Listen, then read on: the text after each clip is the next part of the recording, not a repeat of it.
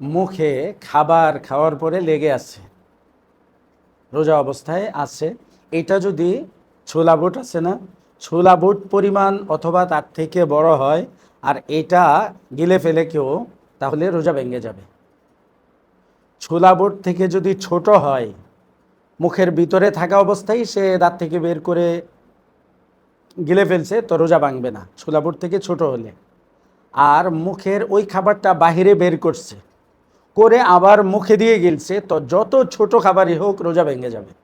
আমরাও যদি এই বিশেষ রোজাগুলি রাখি, রমজানের 30টা, শাওয়ালে 6টা আছে নফল রোজা, তারপরে জিল হজের মধ্যে আছে 9টা কোরবানির ঈদের আগে, তারপরে প্রতি মাসের 3 দিন, তারপরে প্রতি সপ্তাহ 2 দিন, তো দেখা যাবে যে আমাদের মোটামুটি জীবনের অর্ধেক রোজাতে লাগতেছে।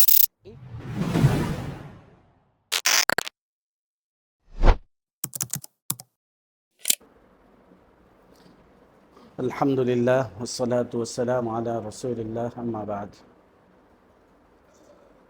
সম্মানিত হাজিরিন, আল্লাহ সুবহানাহু ওয়া তাআলা শুকরিয়া যে আল্লাহ সুবহানাহু ওয়া তাআলা আমাদেরকে আজকে 8ম রোজা রাখার তৌফিক দান করেছেন, এজন্য আল্লাহর শুকরিয়া। দোয়া করি আল্লাহ সুবহানাহু ওয়া তাআলা যেন আমাদেরকে বাকি রোজাগুলো সঠিকভাবে রাখার তৌফিক দান করেন। আর তারাবির নামাজ পড়লাম আজকে 9ম। তো আজকের আলোচনার বিষয় হলো রোজা আমাদেরকে গুনাহ থেকে হেফাজত করে, রক্ষা করে।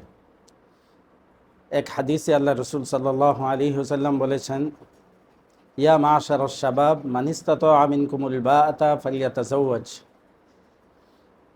হে যুবকেরা, তোমাদের যাদের তৌফিক আছে ব্যয় বহন করার মতো, তারা বিয়ে করে নাও।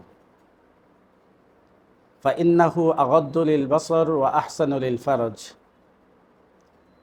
বিবাহটা হলো তোমার চক্ষুকে নিচে নিচে করে রাখবে আর লজ্জাস্থানকে হেফাজত করবে। ওয়ামান লাম ইয়াস্তাতি ফালাইহি বিসসাওম। কারো যদি ব্যয় বহন করার মতো ক্ষমতা না থাকে, তাহলে সে যেন রোজা রাখে। ফাইন্নাহু লাহু উজা। রোজাটা তাকে যৌন চাহিদা থেকে বিরত রাখবে। তো এখানে বিবাহের যে প্রয়োজন, বিবাহের তৌফিক না থাকলে যে গুনাহ করার সম্ভাবনা আছে রোজার দ্বারা, সেটা থেকে বেঁচে যাবে। তো আল্লাহ রসুল সাল্লাল্লাহু আলাইহি সাল্লাম আমাদেরকে রোজার পরামর্শ দিয়েছেন। আর এই জন্যই একটা হলো আমাদের আধ্যাত্মিক উপকারিতা রোজার মধ্যে, আরেকটা শারীরিক উপকারিতাও আছে।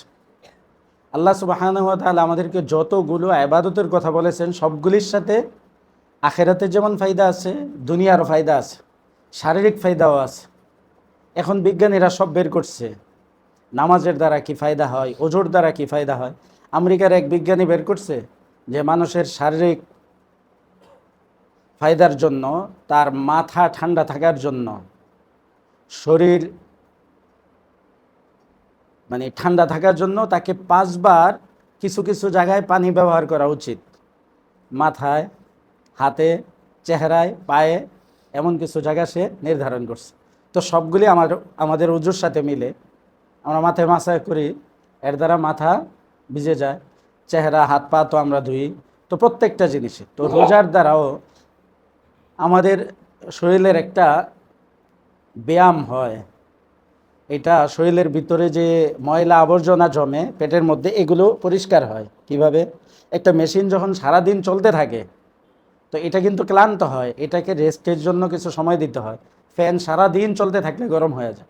তো আমাদের ভিতরে যে নাড়ি ভুঁড়ি আছে বা ভিতরে যে পাকস্থলী আছে, সারাদিন খাবার এটা হজম করতে থাকে। তো মাঝে মাঝে যদি এটাকে রেস্ট না দেওয়া হয়, তো এটা অসুস্থ হয়ে যায়, দুর্বল হয়ে যায়। এই জন্য আল্লাহ রসুল বলছেন যে তোমরা সপ্তাহে 2 দিন রোজা রাখো।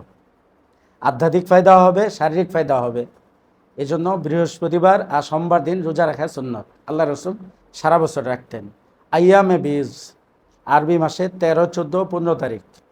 এইভাবে হিসাব করে দেখা গেছে যে আল্লাহ রসুল তার জীবনের অর্ধেকের বেশি কি রোজা রাখছেন। আমরাও যদি এই বিশেষ রোজাগুলি রাখি, রমজানের 30টা, শাওয়ালে 6টা আছে নফল রোজা, তারপরে জিল হজের মধ্যে আছে 9টা, কোরবানির ঈদের আগে, তারপরে প্রতি মাসের 3 দিন, তারপরে প্রতি সপ্তাহ 2 দিন। তো দেখা যাবে যে আমাদের মোটামুটি জীবনের অর্ধেক রোজাতে লাগতেছে। এই সময়টা তো আমাদের হেফাজত হয়ে যাচ্ছে, আবাদতে লাগতেছে। দেখেন, আমরা নামাজ যতক্ষণ পড়ি ততক্ষণ কিন্তু আবাদতে আছি, জিকির করতেছি, আবাদতে আছি না। কিন্তু যখন জিকিরও নাই, নামাজও নাই, ওই সময়টা তো আবাদতে লাগতেছে না। না, তো রোজা যে রাখতেছি দেখেন পুরা সময়টাই কি আবাদতে, কারণ রোজা অবস্থায় আমি আছি। এই সময়টা আমার যেন নষ্ট হচ্ছে না, কারণ হাসরের ময়দানে প্রত্যেকটা সেকেন্ডের হিসাব আল্লাহ তাআলার কাছে দিয়ে তারপরে সামনে অগ্রসর হতে হবে। এর দ্বারা আমার অনেকগুলো সময় সেভ হয়ে যাচ্ছে। তো এই জন্য আমরা চেষ্টা করব নফল রোজাগুলিও রাখার জন্য। এটা যেমন আমাদের আধ্যাত্মিক ফায়দা হবে, শারীরিক ফায়দাও হবে। শরীর একটু রেস্ট পাবে, আমার ভিতরে যে পাকস্থলী আছে এটা একটু রেস্টে থাকবে সপ্তাহ 2 দিন। তো দেখবেন যে হজম শক্তির কোনো সমস্যা হবে না। এই যে ডাক্তাররা, ওই যে জাহাঙ্গীর স্যার আছে একজন, তো সে বিভিন্ন চিকিৎসা দিতেছে এই রোজার মাধ্যমে, বলতেছে রোজা রাখেন এই কয়দিন। তো ইসলামের প্রত্যেকটা ইবাদতই আমাদের শারীরিক ফায়দাও আবার আধ্যাত্মিক ফায়দাও আছে। এই জন্য আমরা চেষ্টা করব রমজানের পরও ওই রোজাগুলি রাখতে। আর আরেকটা ফায়দা হলো, এই যে 2 দিন আমরা রোজা রাখতেছি না, সারা সপ্তাহ রোজা রাখার সব হবে এই 2 দিনের কারণে। মাঝখানের 3 দিন আইয়ামে বেজ, যেটা প্রতি মাসের 3 দিন, 1-10, একে কত, প্রত্যেকটা নেক আমল কিন্তু 1-10, একটা নেক আমল করলে 10টা, এটা কোরআনে আল্লাহ সুবহানাহু ওয়া তাআলা বলেছেন। আর গুনাহ একটা করলে একটাই, গুনাহ একটা গুনাহ করলে একটাই।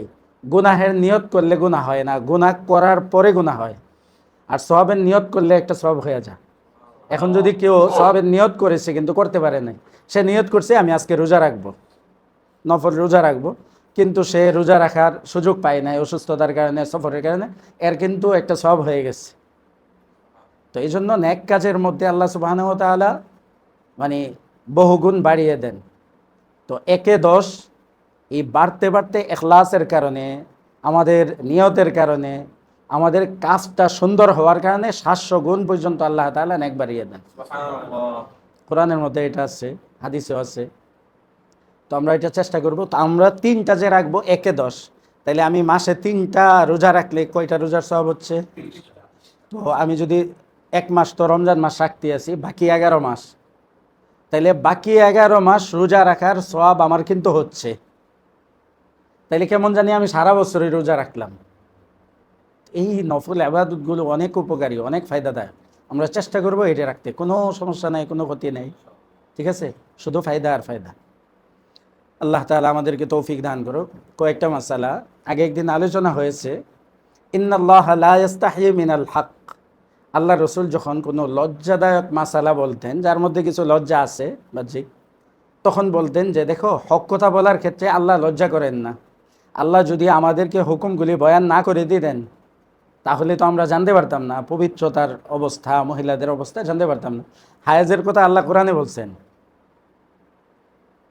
আরও বিভিন্ন বিষয়, স্ত্রীর সাথে সম্পর্কের কথা কোরআনে আল্লাহ তাআলা বলে দিয়েছেন। জন্য মাসালাগুলো সকলের জন্যই প্রয়োজন মাদ্রাসার মধ্যে পড়া। তো আগে একটা মশালা গিয়েছিল যে কারো রোজাদারের পিছনের রাস্তা দিয়ে যদি কোনো কিছু প্রবেশ করানো হয়, তরল কোনো জিনিস, ঔষধ, তাহলে রোজা ভেঙে যাবে। আর সামনের রাস্তা দিয়ে যদি কোনো কিছু প্রয়োজন, মানে তরল জাতীয় কোনো কিছু ঢোকানো হয়, প্রবেশ করানো হয়, পুরুষের ক্ষেত্রে রোজা ভাঙবে না, মহিলাদের ক্ষেত্রে রোজা ভাঙবে। বাস, মহিলাদের ক্ষেত্রে রোজা ভেঙে যাবে, পুরুষের রোজা ভাঙবে না। নাভিতে যদি কোনো কিছু তেল বা কোনো কিছু দেওয়া হয় তরল, এর দ্বারা রোজা ভাঙবে না।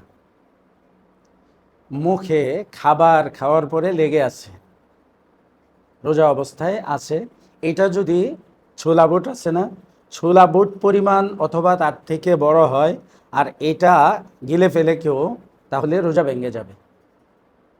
ছোলা বুট থেকে যদি ছোট হয়, মুখের ভিতরে থাকা অবস্থায় সে দাঁত থেকে বের করে গিলে ফেলছে, তো রোজা ভাঙবে না ছোলা বুট থেকে ছোট হলে।